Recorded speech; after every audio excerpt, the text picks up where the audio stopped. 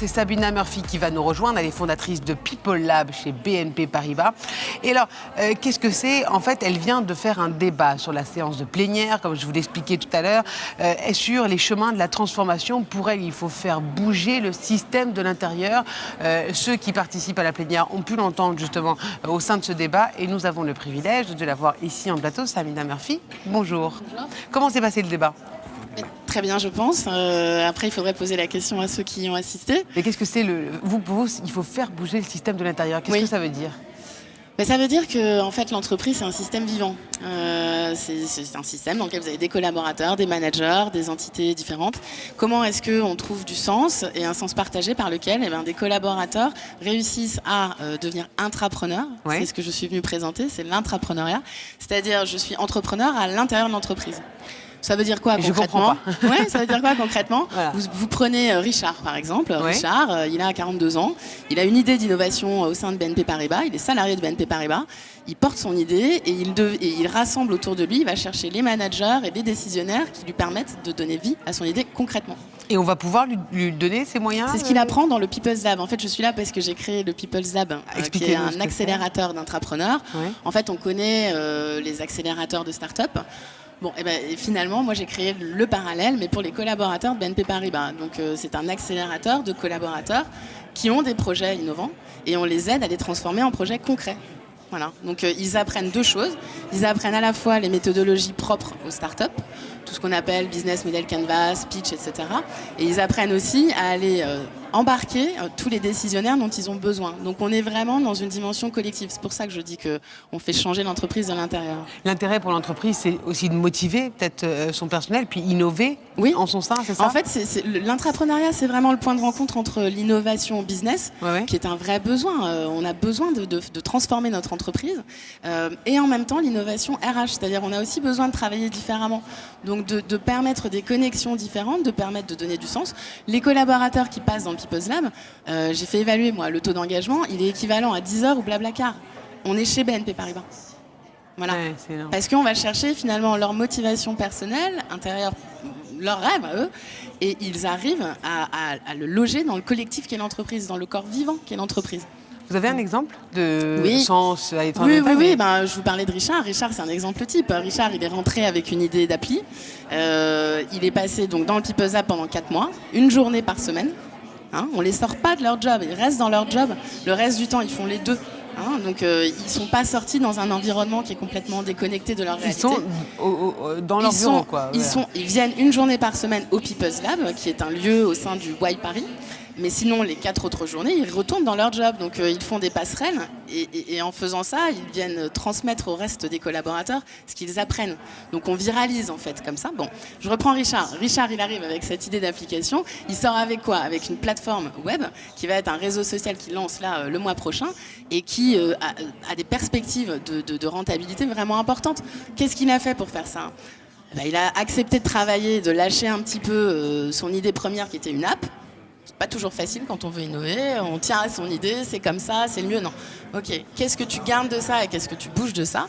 Il a appris aussi, parce que c'était quelqu'un d'assez timide, et il est toujours timide, mais à trouver en lui-même les ressources pour aller oser frapper aux portes des différents décisionnaires. Il est allé jusqu'à son DG.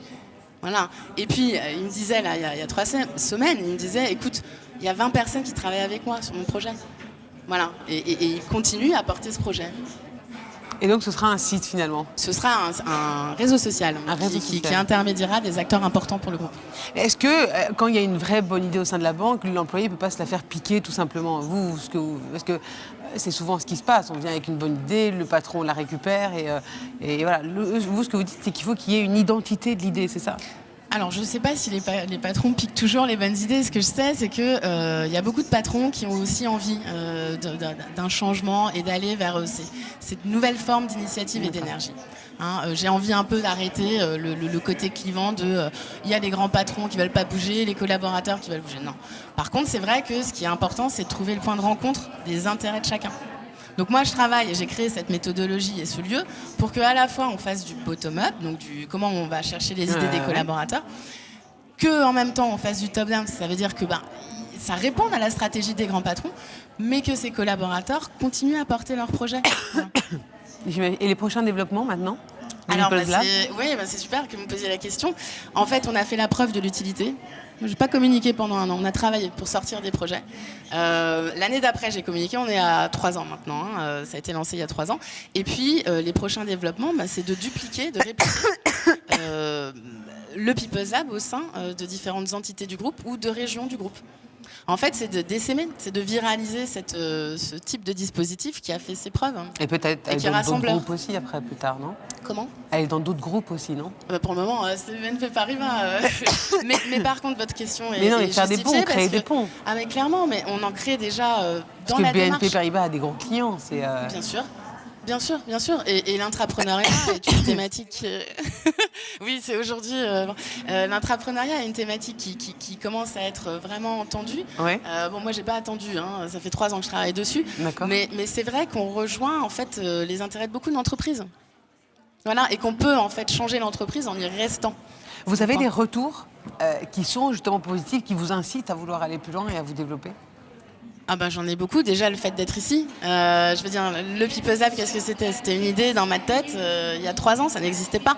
Il y a 1 mois, c'était porté par le directeur général du groupe dans la tribune. Je veux dire, voilà le meilleur encouragement. Et puis, je vois aussi tous les collaborateurs intrapreneurs qui avancent. Et maintenant, c'est un des points du débat, les managers. Parce que le point clé, il est là aussi, c'est que ceux qui sont les pivots, ce sont les managers. Comment on fait pour les embarquer? C'est eux qui le disent maintenant. Super, je te renvoie des personnes. Super, je commence à recevoir plein de CV en spontané, parce que c'est leur réputation interne qui se joue. Super, tiens, j'ai envie moi aussi d'aller participer et j'ai compris quel était mon intérêt à moi de porter aussi ce projet. Donc je vais aider mon collaborateur, on devient partenaire. Vous étiez vous-même employé chez BNP Paribas avant de... Je suis toujours employée chez BNP Paribas. Ça vous est venu Ça m'est venu lorsque ça faisait 5 ans que je travaillais chez BNP Paribas et je travaillais sur comment travailler l'engagement des collaborateurs. J'ai voulu aller un cran plus loin en apportant finalement ma patte à ce que produit l'entreprise. Et comment on fait ça de façon collective, mobilisatrice, et en sortant des clivages de les managers contre les collaborateurs, etc. C'est pas vrai. On peut faire autrement, c'est possible. Mais en tout cas, bonne route et c'est une très belle idée. Merci à Sabrina Murphy. On va voir tout de suite une vidéo sur comment fonctionne la révolution du travail ici à La Défense. C'est parti pour la vidéo et je vous retrouve après avec d'autres invités.